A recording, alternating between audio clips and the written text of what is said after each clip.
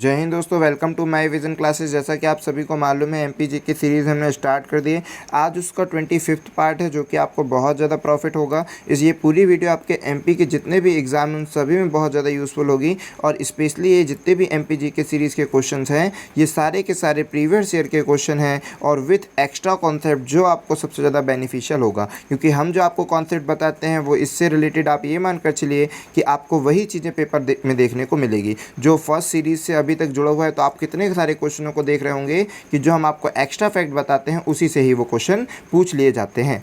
Special ये जो GK series है वो एमपी पुलिस को टारगेट लेकर बनाई जा रही है, लेकिन ये एमपी पुलिस के लिए इंपॉर्टेंट नहीं है। चाहे आप एमपी का एसआई दे, चाहे एमपी का पीएससी दे, चाहे एमपी की पटवारी दें, जो भी आप एमपी का एग्जाम देंगे उन सभी के लिए एमपी जीके सीरीज़ बहुत ज़्यादा यूज़फुल होगी। इसमें हमने कितना 3 सेट लेकर इंक्लूड किया है। सारे तीनों सेटों को इंक्लूड करके हम पूरी वीडियो बना दी है। इसी तरह से हम इनको इम्प्रूव करते जाएंगे और सारी चीज़ों को आपको बताते जाएंगे। शायद हमको ऐसा लग रहा है कि हमने इसमें सेट नंबर चेंज करना भूल गए, तो कोई बात नहीं, फॉरगेट, हमें सेट नंबर से कोई दिक्कत नहीं है। हमें आपको क्वेश्चंस को बताना ना, इस पीडीएफ में शायद सेट नंबर को चेंज करना भूल गए हैं। चलिए आज की भी वीडियो कुछ चंद लाइनों से स्टार्ट करते हैं। आज रास्ता बना लिया है तो कल मंजिल भी मिल जाएगी। हौसलों से भरी यह कोशिश एक दिन ज़रूर रंग लाएगी। याद रखिए कि आपने आज दृढ़ संकल्प ले लिया है कि मुझे ज्वाइनिंग चाहिए है, तो अब आपको आगे पीछे बिल्कुल भी नहीं सोचना है और अच्छी से मेहनत में लग जाना है। क्या होगा क्या नहीं होगा ये आपके हाथ में नहीं है। मेहनत कितनी करना है ये आपके हाथ में है, कितने पढ़ाई करना है ये आपके हाथ में है। तो आप बिल्कुल भी चिंता मत करें क्या होगा क्या नहीं होगा। बस आप अपनी तरफ से अपना 100% दें और 100% को भी इंक्रीज़ करने की कोशिश करें कि मैं अपनी तरफ से जितना दे सकता था। आप जब रात को सोएं तो निश्चिंत होकर सोएं कि आज का जो पूरा दिन है वो मैंने बहुत अच्छी तरह से यूटिलाइज़ किया है। आज पूरे दिन में मतलब जो रात की नींद होनी चाहिए वो ये कह देना चाहिए कि इससे ज़्यादा मैं नहीं पढ़ सकता, मैंने बहुत पढ़ा आज, और मतलब इससे ज़्यादा मैं कर भी नहीं सकता। मुझे रात की नींद होनी चाहिए वो ये लगना चाहिए कि नहीं, अब शायद मैं ना सोऊं तो फिर नहीं हो पाएगा। मतलब सबसे ज़्यादा आपको पूरा अपने 100% जितना भी टाइम मिलता है, सभी के पास 24 घंटे होते हैं, उसमें से मैक्सिमम टाइम आपको स्टडी के लिए देना है। और जितनी भी चीज़ें हम आपको प्रोवाइड कराते जा रहे हैं ये चीज़ कर रहे हो, जो आप पढ़ते जा रहे हैं उन चीज़ों को लेकर चलते चलिए। जितनी भी सारी चीज़ें, क्योंकि नौकरी आपके हाथों में है, केवल आपके टीचर्स आपको गाइडलाइन कर सकते हैं, आपको बता सकते हैं, मार्गदर्शन दे सकते हैं। सिलेक्शन आपके हाथों में रहेगा, सारी चीज़ें आपके पास प्रोवाइड है, सारी सुविधाएं आपके पास हैं, बस सिलेक्शन आपके हाथ में है। ठीक है, मतलब मेहनत आपके हाथ में। सिलेक्शन का भी बोला जा सकता है कि ठीक है, लेकिन आप अपनी तरफ से केवल और केवल मेहनत पर ज़्यादा फोकस करिए कि मैं मेहनत करूं और बहुत अच्छी तरह से सिलेक्ट हूं। चलिए तो स्टार्ट करते हैं फर्स्ट क्वेश्चन से। बस आपको अभी इतना ही याद रखना है कि आप अपना 100% दे, बाकी क्या हो रहा है क्या नहीं हो रहा है उससे आपको कोई मतलब नहीं है। जो है आपका 100% होना चाहिए आपकी तरफ से। ठीक है, चलिए तो फर्स्ट क्वेश्चन देखिए। और उस 100% में हम तो आपका पूरा सहयोग करें ना, आपको किसी भी टॉपिक पे किसी से भी चीज़ों से इशू हो रहा है तो हम उस पर ज़रूर सारी चीज़ों पर फोकस करेंगे और जितना भी समय मिलेगा आपको वो सारी चीज़ें प्रोवाइड जरूर करेंगे। ठीक है, तो गांधी सागर बांध को नदी पर बनाया गया, तो याद रखिए कि गांधी सागर बांध किस नदी पर बनाया गया है, तो गांधी सागर बांध चंबल नदी पर बनाया गया है। अब ये चंबल नदी से रिलेटेड और भी क्वेश्चन सर जो आते हैं पेपर में, जी बिल्कुल हम आपको बताएंगे कि चंबल नदी से रिलेटेड और कौन कौन से क्वेश्चन आपके पेपर में आते हैं। वो क्वेश्चन भी मोस्ट इंपॉर्टेंट है और उस क्वेश्चन को भी हम आपके सामने प्रेजेंट करेंगे। तो देखिए चंबल नदी ना, पहले तो बात तो ये लेता है कि चंबल नदी का उद्गम कहाँ पर है, तो आप सभी को याद होना चाहिए कि चंबल नदी का उद्गम स्थल कहाँ पर है, जाना पाव पहाड़ी मऊ। ठीक है, मऊ से जाना पाव पहाड़ी से आता है। अब मऊ कहाँ पड़ता है, तो वो तो इंदौर में पड़ता है, ये भी आपको याद होना चाहिए। सर इसके बाद बता दीजिए, इसके बाद क्या इंपॉर्टेंट क्वेश्चन है, चलिए वो भी अभी हम बात को बता रहे हैं। ठीक है, तो हो गया ना जाना पाव पहाड़ी। इसके बाद चंबल नदी कहाँ, इसका प्राचीन नाम हो सकता है पेपर में पूछ ले, तो अगर इसका प्राचीन नाम पूछ ले तो इसका प्राचीन नाम है चमरावती। ठीक है, क्या है, चमरावती। ठीक है, चरमावती है ना, चमरा नहीं, चरमावती, चरमावती। इसका अगर पुराना नाम पूछ ले तो याद रखिएगा चरमावती इसका पुराना नाम है। इसकी सहायक नदी अगर पूछ ले तो इसकी सहायक नदी जो है शिप्रा है। ठीक है, शिप्रा हो जाएगी, सिंध हो जाएगी, कूनो हो जाएगी, ये भी शायद हमने आपको बता चुके हैं, शिप्रा सिंध कूनो नदी हो जाएगी। इसके बाद अगर ये पूछ लिया जाए कि ये कहाँ से होकर जाती है, तो आपको मालूम है कि यह भारत में उत्तर की तरफ, उत्तर मध्य भारत की ओर से होती हुई जाती है, राजस्थान है ना, एमपी, इन सब से होकर गुजरती है। इस नदी पर कितने जलप्रपात बने हुए हैं, तो मेन जलप्रपात आपको याद रखना जो पेपर में पूछे जाएंगे है ना। चंबल नदी कहाँ जाकर मिलेगी, इसकी सहायक नदी है तो ये है। चंबल नदी कहाँ जाकर मिलेगी, अगर ये पेपर में पूछ ले तो यमुना नदी पर। अब और क्या बताना है आपको, ये बताना इंपॉर्टेंट क्वेश्चन है कि चंबल नदी पर बने गए जलप्रपात, जैसे ये पूछा ना गांधी सागर डैम, वैसे ही कई और डैम बने हुए हैं, कई और परियोजनाएं चल रही, तो चंबल नदी पर चल रही परियोजनाओं की कोडिंग याद रख लिए, चंबल नदी पर चल रही परियोजनाओं की ट्रिक याद करिए, कौन सी है, गजरा, गजरा का, ठीक है। जो चंबल नदी रहेगी वो क्या होगा, गजरा का, गजरा का क्या क्या है भाई, गजरा, गजरा आप जानते हैं ना, गजरा का। चंबल नदी की कोडिंग क्या है, गजरा का। गा से क्या हो जाएगा, गांधी सागर परियोजना, ठीक है। गांधी सागर जो बांध है, देखिए ना, गांधी सागर बांध, गांधी सागर बांध चंबल नदी पर बना है। जा से क्या हो जाएगा, जवाहर सागर, ये भी गांधी सागर, जवाहर सागर, जवाहरलाल नेहरू ना लगा देना, ठीक है। गांधी सागर, जवाहर सागर, और फिर रा से क्या हो जाएगा, राणा, राणा सागर। देखिए गांधी सागर, जवाहर सागर, राणा सागर, राणा प्रताप भी नहीं, ठीक है। तो आपको याद रखना है कि गांधी सागर, जवाहर सागर, राणा सागर, ये सभी परियोजनाएं चंबल नदी पे चल रही है। और का से याद रखिएगा कोटा, ठीक है। कोटा सुन करके आपको लग जाएगा कि राजस्थान कोटा, तो चंबल नदी होगी। फिर भी एक बात याद कर दे रहे, कोटा विराज, ठीक है, कोटा विराज। तो अच्छी तरह से याद रखिएगा, ये सारी परियोजनाएं किस पर चल रही है, चंबल नदी पर चल रही है। कोटा इसको लिखवा दें, क्योंकि बाकी तो आप लिख लोगे, कोटा विराज, ठीक है, विराज। चलिए, तो ये सारी परियोजनाएं आपकी चंबल नदी पर चलाई जा रही है, अच्छी तरह से याद रखिएगा।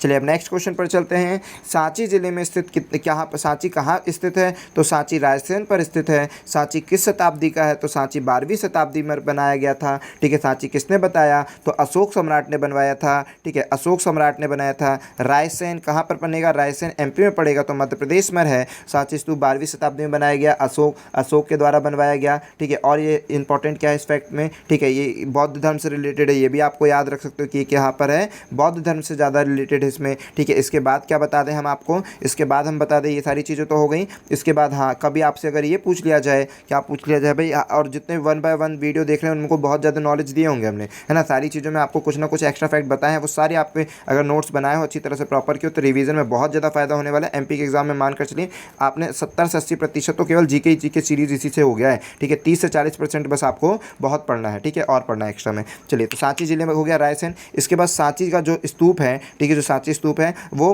किस नोट पर बनाया गया, तो सांची स्तूप आपको याद होना चाहिए कि 200 के नोट पर सांची के स्तूप का सिंबल है, ठीक है। 200 के नोट पर आपने देखा होगा सांची के स्तूप का सिंबल। ये करेंसी वाली एक दिन ट्रिक हम पूरा अवेलेबल करवा देंगे, बस आप हमें याद दिलवा दीजिएगा कि करेंसी जितने भी नोट है ना, जितने भी नोट है, इसकी टेक्निक हम आपको चुटकियों में याद करा दें, पूरी की पूरी टेक्निक हम आपको चुटकियों में याद कर देंगे, पूरे नोट आप अच्छी तरह से देख लोगे, ठीक है। और याद रखो कि जो एमपीजी की सीरीज़ है वो भी हमने आपको बेस्ट तरीके से रिमेंबर करवाई है ट्रिक के माध्यम से, उसको डिस्क्रिप्शन में जाकर जरूर देखिएगा। जितने भी एमपीजी की सीरीज़ हमने ट्रिक से करवाई है उन सभी को आपको अच्छी तरह से देख लेना है।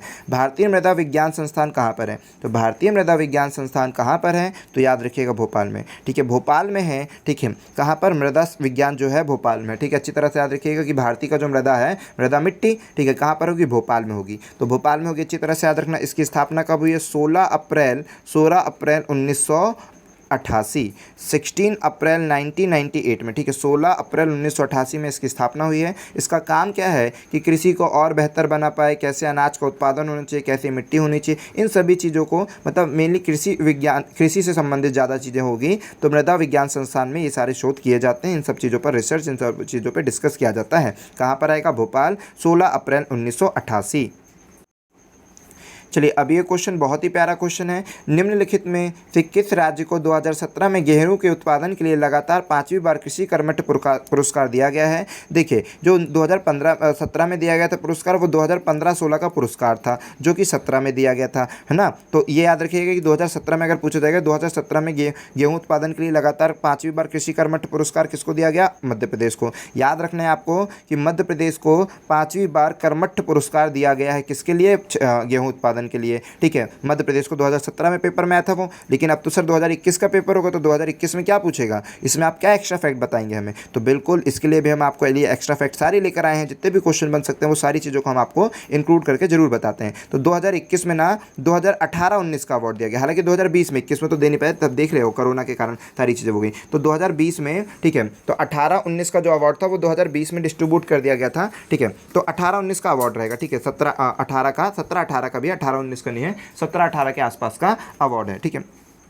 2020 में 2020-21 21 भी बोल सकते हैं, उसमें कोई दिक्कत की बात नहीं। 20-21 में कब का अवार्ड दिया गया था? 2017-18 का। लेकिन आपको ये थोड़ी ना याद रखना है कि 2017-18 का, आपको फाइनली ये याद रखना है कि 2021, ठीक है। जैसे 2017 का याद किया ना, वैसे याद रखो 2021 कब का अवार्ड इसमें दिया गया, उससे कोई इंपॉर्टेंट नहीं है ना। हालांकि 2017-18 का इस टाइम नॉमिनेट किया गया था, मध्य प्रदेश को मिला था, ठीक है। तो याद रखिए 2021 का भी मध्य प्रदेश को अवार्ड। अभी सब चीज़ें डिटेल में बताएंगे, लेकिन याद रखिए कि 2017 का कृषि के क्षेत्र में उत्पादन के लिए कर्मठ पुरस्कार किसको दिया था? 5वीं बार मध्य प्रदेश को दिया गया था। छठवीं बार भी एमपी ने किसमें? दलहन के क्षेत्र में, ठीक है। छठवीं बार भी एमपी ने दलहन के क्षेत्र में कर्मठ पुरस्कार को प्राप्त किया है। दलहन और गेहूं के लिए भी है, लेकिन मेन दलहन और गेहूं दोनों है, ठीक है। दलहन गेहूं दोनों। देखिए अब थोड़े से कर्मठ पुरस्कार के बारे में हम आपको बता दें, थोड़ा सा फैक्ट हम आपको कर्मठ पुरस्कार के बारे में बता दें, बाकी तो ये सारी चीज़ें हमने आपको बता दी। तो देखिए कर्मठ पुरस्कार को समझिए, ये जो कर्मठ पुरस्कार है ना, एमपी को 5वीं बार मिला है, इस बार भी एमपी को 6वीं बार भी मिल चुका है। कर्मठ पुरस्कार के बारे में थोड़ी सी बात बता दें। ये कर्मठ जो पुरस्कार है, कृषि कर्मठ पुरस्कार, ठीक है, ये किसके द्वारा? मोदी जी के द्वारा दिया गया था। मतलब मोदी जी द्वारा, मतलब सेंट्रल देती है, याद रखिए कि मोदी जी, अब तो जब से मोदी जी तभी से तो दे रहा जाता था, ठीक है। तो मोदी जी द्वारा क्या किसे दिया गया था, ठीक है। तो मोदी जी द्वारा मध्य प्रदेश को दिया गया था, इस समय भी मोदी जी द्वारा बांटा गया। तो कर्मठ पुरस्कार सेंट्रल बांटती है, याद रखना है। इसके बाद कितनी श्रेणी में बांटती है? तो 8 श्रेणी में बांटती है, ठीक है। 8 श्रेणियों में डिस्ट्रीब्यूट किया गया है कृषि के पूरे क्षेत्र को, जिसमें से 8 श्रेणी में प्रथम श्रेणी अवार्ड, अभी का जो रिसेंटली प्रथम श्रेणी का अवार्ड है, प्रथम श्रेणी अवार्ड किस किस को मिला है? जो प्रथम श्रेणी का अवार्ड है आंध्रा को, ठीक है। आंध्रा को मुख्य याद रखिए, उत्तर प्रदेश को याद रखिए, वेस्ट बंगाल को याद रखिए। इस प्रथम श्रेणी में आंध्र प्रदेश, उत्तर प्रदेश, वेस्ट बंगाल, अन्य को प्रथम श्रेणी में दर्जा दिया गया कि प्रथम श्रेणी का इनको अवार्ड दिया गया है, ठीक है। तो याद रखना कि कर्मठ पुरस्कार में कितनी राशि दी जाती है, मतलब 8 क्षेत्रों में दिया जाता है, ये इंपॉर्टेंट फैक्ट है, ठीक है। 8 क्षेत्रों में, इंपॉर्टेंट फैक्ट याद रखना कि 8 क्षेत्रों में दिया जाता है, ठीक है। और जनरली उसमें से 2-3 प्रमुख रहते हैं, ठीक है। इसके बाद क्या याद रखना है? आपने एमपी को मिल चुका, चूंकि एमपी जी के सीरीज करें तो अपने एमपी को अभी का भी रिसेंटली अवार्ड मिला है कर्मठ पुरस्कार, ये याद रख लेना। और उसके बाद इसमें जो राशि दी जाती है वो 2 करोड़ की राशि दी जाती है, 2 करोड़ की राशि दी जाती है, ठीक है। तो अभी भी हमारे प्रदेश को ही 2 करोड़ की राशि दी गई थी मोदी जी के द्वारा, ठीक है। चलिए इतना सारा मटेरियल हम आपके लिए लाते हैं, जितने भी क्वेश्चन बनने वाले वो सारी चीज़ों को हम आपके लिए इंक्लूड करके लाते हैं। बस आपका एक ही काम है भाई, अपने सभी दोस्तों तक इसको शेयर कर दीजिए, ठीक है। बिल्कुल भी मतलब आप इसमें कंजूसी मत करिए, शेयर करने में बिल्कुल कंजूसी ना हो। आपके जितने भी फ्रेंड्स हैं जो भी पढ़ने लिखने वाले हैं, आप उन तक ये वीडियो को जरूर पहुँचाएं और बताएं कि अगर आप भी एमपी पुलिस की तैयारी कर रहे हैं, आप भी एमपी जी के पढ़ रहे हैं, तो ये वीडियो आपके लिए बहुत ज़्यादा यूजफुल होगी। चलिए तो आप देखते हैं नेक्स्ट क्वेश्चन, रानी रूपमती का महल कहाँ स्थित है? आप हर बार देख रहे हो कि जो क्वेश्चन हम आपको बता रहे हैं वही क्वेश्चन आपसे पूछा जा रहा है। कितनी बार रानी रूपमती के बारे में बता दिए हैं। रानी रूपमती का महल कहाँ पर है? मांडू में। रानी रूपमती का महल मांडू में है। इसके बारे में क्या और इंपॉर्टेंट बात है वो हम आपको बता दें कि रानी रूपमती का महल तो कहाँ पर है? मांडू में है। इसके बाद क्या रहेगा उस पर चलते हैं।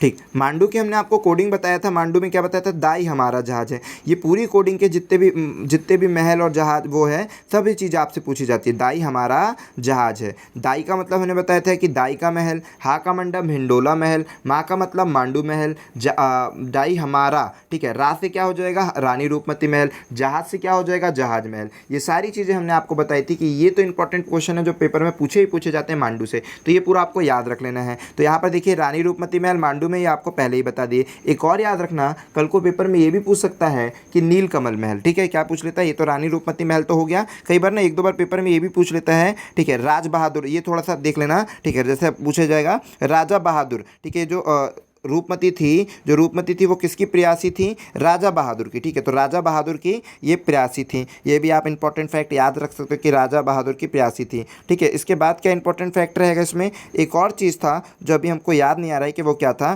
ठीक है। यहाँ पर ना एक और कोई महल था जो भी कई बार इंपॉर्टेंट रहता है, लेकिन अभी याद नहीं आ रहा, तो वो कभी नेक्स्ट वीडियो में अगर याद आता है तो हम आपको प्रोवाइड करा देंगे, ठीक है। चलिए यहाँ पर देखिए कि मध्य प्रदेश सरकार ने रामायण सर्किट को विकसित करने का प्रस्ताव दिया है। आखिर ये रामायण सर्किट क्या है? अभी तो उत्तर इसका क्या हो जाएगा? इसका उत्तर है चित्रकूट, कि मध्य प्रदेश सरकार ने रामायण सर्किट को विकसित करने का प्रस्ताव दिया, उसका आंसर है चित्रकूट। लेकिन ये रामायण सर्किट क्या है सर? इसके और क्या क्वेश्चन आ सकते हैं इन फ्यूचर? तो याद रखिए 5 अगस्त क्या चीज़ रहेगा, 5 अगस्त 2020। 5 अगस्त 2020 को रामायण सर्किट योजना चालू की गई थी, जिसका अनुमोदन किसने किया, मोदी जी और योगी जी। ठीक है, मोदी और योगी जी द्वारा रामायण के लिए, मतलब राम की कथाओं के लिए, राम से जुड़ी सभी संबंधित स्थानों के लिए, ठीक है, यहाँ पर क्या चलाई जाएगी, एक स्पेशल ट्रेन चलाई जाएगी जो आपको राम से संबंधित जितने भी स्थान है वहाँ पर आपको घुमाया जाएगा उससे। ठीक है, तो रामायण सर्किट परियोजना चालू की गई थी, रामायण सर्किट चालू किया गया था।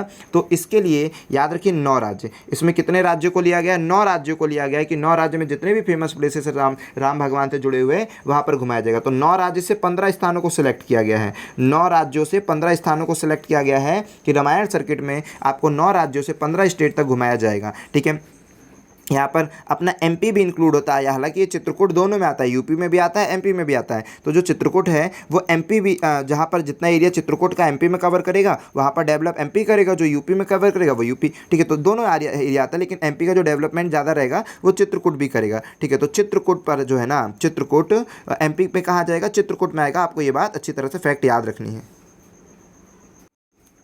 कि एमपी का एरिया चित्रकूट भी आएगा, वो भी आपको अच्छी तरह से याद होना चाहिए। अब और क्या बता दें आपको इसके बारे में, ये तो हमने बता दिया कि एमपी सर्किट कब से चालू हुआ, 5 अगस्त 2020 से 9 राज्य संबंधित है, 15 स्थान हो जाएगा। ठीक है, जो मध्य प्रदेश का क्या हो जाएगा, तो मध्य प्रदेश का चित्रकूट, मध्य प्रदेश का चित्रकूट, मध्य प्रदेश सरकार ने रामायण सर्किट से चित्रकूट। और समझ गए ना कि क्या होता है रामायण सर्किट, कि राम जी भगवान से जितने संबंधित स्थान है वहाँ तक वो ट्रेन को ले जाया जाएगा, वहाँ तक उस ट्रैवल को कराया जाएगा। अब जितने भी स्थान सेलेक्ट किए गए हैं इनके बीच रोड को डेवलप किया जाएगा कि इनके कनेक्शन रोड से हो जाए। ठीक है, ट्रेन के माध्यम से, है ना, हवाई जहाज़ों के माध्यम से भी और सुविधाएं, मतलब सारे माध्यमों से आपको सुविधाएं प्रोवाइड कराई जाएगी कि वहाँ से वहाँ तक जाने का और सैर करने का सारी चीज़ आपको प्रोवाइड रहे। ठीक है, चलिए अब चलते हैं नेक्स्ट क्वेश्चन पर। तो यहाँ देखिए, निम्नलिखित में से किस राज्य सरकार ने ऑनलाइन नगर पालिकाएं सेवाएं प्रदान करने के लिए ई नगर पालिका नाम का ऐप चालू किया। तो याद रखिए, ई नगर पालिका जो ऐप चालू किया है वो किसने किया, तो आप सभी को याद होना चाहिए कि मध्य प्रदेश सरकार है। ई नगर पालिका जो ऐप चालू करी है वो कौन है, वो है मध्य प्रदेश सरकार। आपको अच्छी तरह से याद होना चाहिए, पेपर में पूछा जाएगा तो आपसे बन जाना चाहिए। ठीक है, ऐसा कोई भी क्वेश्चन ना हो जो आपसे छोटे सा बन जाना चाहिए। चलो अब देखते हैं नेक्स्ट क्वेश्चन भाई, कि नेक्स्ट क्वेश्चन आपसे क्या पूछा जा सकता है। अब नेक्स्ट क्वेश्चन चलते हैं। चलिए, अब नेक्स्ट क्वेश्चन पूछा गया, बच्चों को निःशुल्क और अनिवार्य शिखर गुंज। तो ये चीज़ इसमें एमपी में क्यों हमने वो कर दी इंक्लूड, चलिए ठीक है कर दिए होंगे। बच्चों के निःशुल्क और अनिवार्य शिखर गुंजार अधिकार आरटी, मतलब ये सारी चीज़ें उतना इंपॉर्टेंट नहीं है। 14 वर्ष से कम के जितने भी बच्चे हैं, 14 वर्ष से कम के जितने भी बच्चे हैं इन्हें निःशुल्क शिक्षा प्रदान की जाए, 8वीं तक की निःशुल्क शिक्षा इनको प्रदान की जाए, चाहे वो किसी भी उससे बिलोंग करते हैं, उससे कोई मतलब नहीं है। 14 वर्ष तक के जो बच्चे हैं इनको निःशुल्क शिक्षा प्रदान करने का जो आरटीई, ठीक है, RTE, right to education, right to education, RTE वो कब लागू हुआ था। ठीक है, राइट टू एजुकेशन मतलब 14 वर्ष से बच्चे जितने भी कम हैं 8वीं तक की निःशुल्क आपको शिक्षा प्रदान की जाएगी। इसके लिए आपसे 1 रुपये भी नहीं लिया जाएगा। ये कब चालू की गई थी, तो 2010 में। आपको याद रखना कि 2010 में ये चालू हुई थी। चलिए, तो नेक्स्ट क्वेश्चन पर चलते हैं, है ना। राइट टू एजुकेशन कब हुआ था, 2010 में। 2 चीज़ें पूछता है, एक तो आरटीई राइट टू एजुकेशन 2010 और एक होता है RTI right to information 2005। RTI है ना, राइट, आरटीआई 2005। तो दोनों चीज़ आपसे पूछती है। देखिए, इन्फॉर्मेशन पहले 5 में इन्फॉर्मेशन मिली, 10 पे पढ़ाई चालू हो गई। ठीक है, चलिए, तो 5 और 10 दोनों याद रखिएगा, right to information, right to education. चलिए, अब आता है क्या, निम्नलिखित में से कौन भारतीय पुरातत्विक वैज्ञानिक है जो भीमबेटकाओं की खोज से संबंधित है। तो श्री विष्णुधरा वकणकर। याद रखिए कि श्री विष्णु वकणकर जी जो है ना, ठीक है, ये जो हमारे इधर के क्या थे, पुरातत्व वैज्ञानिक जो हैं। ठीक है, तो श्री विष्णु वकणकर, इनका मतलब एक बहुत बड़ा इतिहास माना जाएगा कि हमारे भारत की संस्कृति को मिलाना, और जिसमें से भीमबेटका गुफाएं जो कहाँ पर है, भीमबेटका की गुफाएं रायसेन पर है, भीमबेटका की गुफाएं रायसेन पर है, जो कि 2003 में यूनेस्को में सम्मिलित कर ली गई थी। इंपॉर्टेंट फैक्ट है सारी चीज़ें। और याद रखिए, श्री विष्णु वकणकर जी क्या थे, ये भारत के पुरातत्विक वैज्ञानिक थे। इन्होंने ही यह खोज बताया और ये बताया कि 40,000 जो हमारी भीमबेटका की गुफाएं हैं ये करीबन 40,000 वर्ष पुरानी है। 40,000 वर्ष पुरानी चट्टानों से यहाँ पर इसका जो है वो निर्माण हुआ है। यहाँ की जो कलाकृति है वो सब चीज़ें इन्होंने खोज की, मतलब, और इसको जो रूबरू कराने का है, देश विदेश तक इस बात को पहुँचाने का है, उसका श्रेय भी विष्णु श्रीधर वकणकर को जाता है। मतलब एक एक कण उन्होंने बताया, क्या होगा, वकणकर एक एक कण बताया उन्होंने,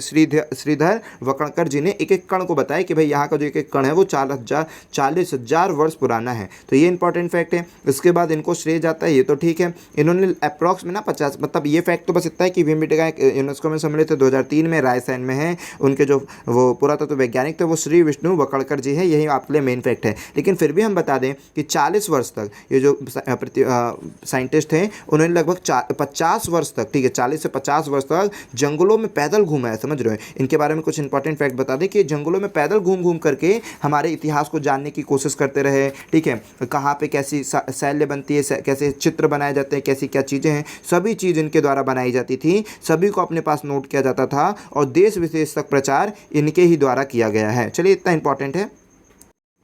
चलिए अब ये वाला क्वेश्चन देख लीजिए। मध्य प्रदेश निम्न में से किस व्यक्ति को 2017 में औषधि के पद्मश्री पुरस्कार मिला? तो देखिए 2017 में जो औषधि पद्मश्री पुरस्कार मिला था वो भक्ति यादव जी को मिला था। आप ये मत सोचिए कि सर अभी ये नहीं पूछा जा सकता है, बिल्कुल पूछा जा सकता है, कई बार पूछ लिया जाता है। कई बार ऐसा होता है कि भाई प्रीवियस का करंट पूछ लेता है 2-4, तो आपको लगता है बहुत पुराना करंट है, तो आपको कोशिश ये करना है कि सबसे पहले जो प्रीवियस आए ये अच्छी तरह से कंठस्थ हो, फिर उसके बाद रिसेंटली का कंठस्थ हो। तो आपको प्रीवियस तो होना ही चाहिए। तो मध्य प्रदेश की, ठीक है, मध्य प्रदेश की किसको? भक्ति यादव जी को औषधि के क्षेत्र में पद्मश्री पुरस्कार दिया गया था। परंतु ये समाज सेवी भी थी, ठीक है, समाज सेवी चिकित्सक थी, मतलब समाज सेवी चिकित्सक थी भक्ति यादव, इनको पद्मश्री पुरस्कार दिया गया था। इसके बारे में इंपॉर्टेंट फैक्ट क्या है सर, वो बता दीजिए। ये ना जब मतलब ये रोचक बात बता रहे, बाकी इंपॉर्टेंट नहीं रहेगा, ठीक है।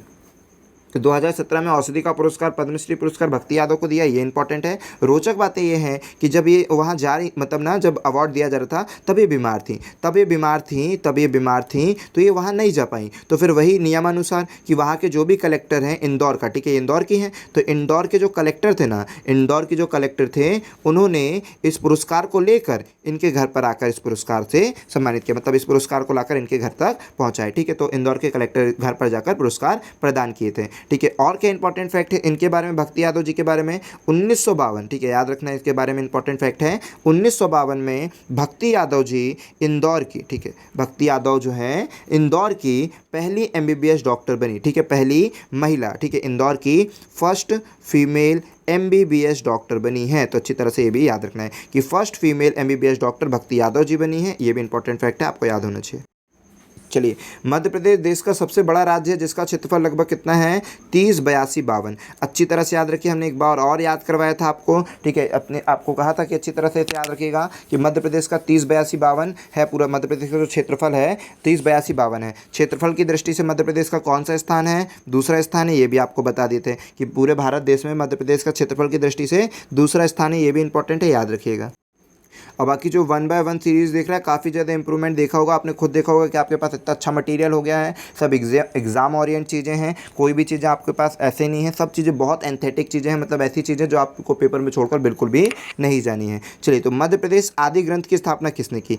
हिंदी ग्रंथ की। तो मध्य प्रदेश हिंदी ग्रंथ की स्थापना कब हुई थी? 1969 में हुई थी। मध्य प्रदेश की हिंदी ग्रंथ अकेडमी की जो स्थापना है वो 1969 की हुई थी। ये बात डायरेक्ट आपसे पेपर में पूछ लिया जाएगा कि कब हुई थी, तो 1969 में हुई थी। इंपॉर्टेंट फैक्ट है, याद रखिएगा, और इससे ज़्यादा इंपॉर्टेंट नहीं है, बस ये याद रखिए कब हुई।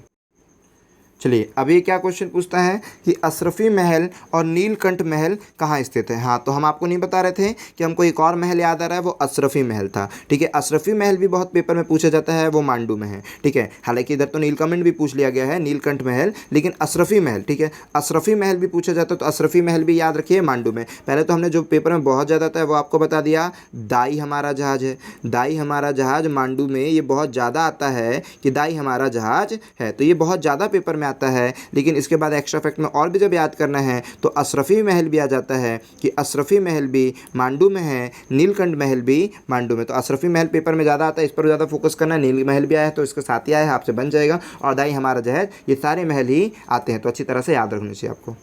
अब इस क्वेश्चन पर आइए, अटल बिहारी वाजपेयी हिंदी विश्वविद्यालय की स्थापना वर्ष खालिस्तान में हुई थी। तो अटल बिहारी वाजपेयी जो हिंदी विश्वविद्यालय है, पेपर में पूछा गया क्वेश्चन है और आगे भी पूछे जाने की पूरी संभावना है। अटल बिहारी वाजपेयी हिंदी विश्वविद्यालय की स्थापना 2011 में हुई है, अच्छी तरह से याद रखिएगा। इसका इनोवेशन किनके द्वारा होगा? ठीक है, इनका जो इनोवेशन करने आए थे, स्थापना हो गई थी 2011 में। अटल बिहारी हिंदी विश्वविद्यालय की स्थापना 2011 में हो गई थी। इनका इनोवेशन करने हमारे कौन? 6 जून 2013 को, 6 जून 2013 2013 को, 2011 इंपॉर्टेंट फैक्ट है, याद रखना है, 6 जून 2013 को राष्ट्रपति जी प्रणब मुखर्जी, राष्ट्रपति कौन, प्रणब मुखर्जी जी आकर इनका शिलान्यास किए थे, उद्घाटन किए थे, आप ये बोल सकते हैं। ठीक है, तो अच्छी तरह से याद रखना है। मध्य प्रदेश सरकार द्वारा इसकी स्थापना, ठीक है, इसका शिलान्यास कौन, राष्ट्रपति प्रणब मुखर्जी द्वारा करा दिया गया था, लेकिन जो स्थापना है वो कब हो गई थी, 19 दिसंबर 2011 को इसकी स्थापना हो गई थी। 19 दिसंबर 2011 को हमारे मध्य प्रदेश में अटल बिहारी वाजपेयी हिंदी विश्वविद्यालय की स्थापना हो गई थी। इसका मेन पर्पस ये होता है कि इधर पर पढ़ने वाले जितने भी स्टूडेंट होंगे उनको किस पर, क्योंकि जो अटल बिहारी वाजपेयी थी वो भी हिंदी के श्रेय पे थे, मतलब हिंदी को ज़्यादा प्रेफरेंस देते थे। ठीक है, तो ठीक इसी प्रकार से अटल बिहारी वाजपेयी की जो विश्वविद्यालय बना है, यहाँ पर सभी विषय हो जाएंगे, जितने भी अगर इस पर विषय अवेलेबल करवाए जाते हैं, मान लीजिए बायो मेडिकल साइंस हो, इंजीनियरिंग हो, ठीक है, हालांकि इंजीनियर तो इतनी जल्दी पॉसिबल नहीं होता है, लेकिन कोशिश यही करेंगे कि सबसे ज़्यादा काम हिंदी पर किया जाए, जो भी यहाँ पर पढ़ाई जाएगी वो हिंदी पर ही पढ़ाई की जाएगी। ठीक है, तो वही था। तो 19 दिसंबर 2011 को मध्य प्रदेश सरकार ने इसकी स्थापना कर दी थी, इंपॉर्टेंट फैक्ट है। ठीक है, इसके बाद क्या होगा, कहाँ पर ये अटल बिहारी वाजपेयी हिंदी विश्वविद्यालय, तो ये है भोपाल में। ये भी इंपॉर्टेंट फैक्ट है जो आपको याद होना चाहिए कि अटल बिहारी वाजपेयी विश्वविद्यालय भोपाल में 2011 में हिंदी विश्वविद्यालय है। चलिए अब देखते हैं नेक्स्ट क्वेश्चन। चलिए पूरे क्वेश्चन आपके कंप्लीट हो चुके हैं। ठीक है, तो आई होप कि आपको ये वीडियो पसंद आई होगी कि हमने सारे क्वेश्चन को आपको कंप्लीट करवा दिया है। अगर आप वीडियो पर इस चैनल पर नए हैं तो ज़रूर चैनल को सब्सक्राइब करिए, और अगर आपको इसकी PDF चाहिए तो आप हमारे टेलीग्राम चैनल को ज्वाइन कर सकते हैं। यहाँ पर आप ये पूरी PDF को पा करके फाइनल रिवीजन कभी भी कर सकते हैं जब आपका मन होगा तब। चलिए, और अगर किसी को PDF भी शेयर करना हो, मतलब जो भी चीज़ है ना, आप PDF को हमारे टेलीग्राम चैनल से ले सकते हैं। उस PDF को भी बहुत शेयर करिए, अपने दोस्तों तक सारी PDF को पहुंचा दीजिए, और याद रखिए चैनल को जरूर सब्सक्राइब करें अगर आप नए हैं तो, और इसी तरह से शेयर जरूर करते रहें। ठीक है, चलिए जय हिंद दोस्तों, मिलते हैं नेक्स्ट वीडियो पर। इसी तरह बेस्ट कॉन्सेप्ट बेस्ट स्ट्रेटेजी के साथ आप पढ़ते रहें, आगे बढ़ते रहें। चलिए जय हिंद।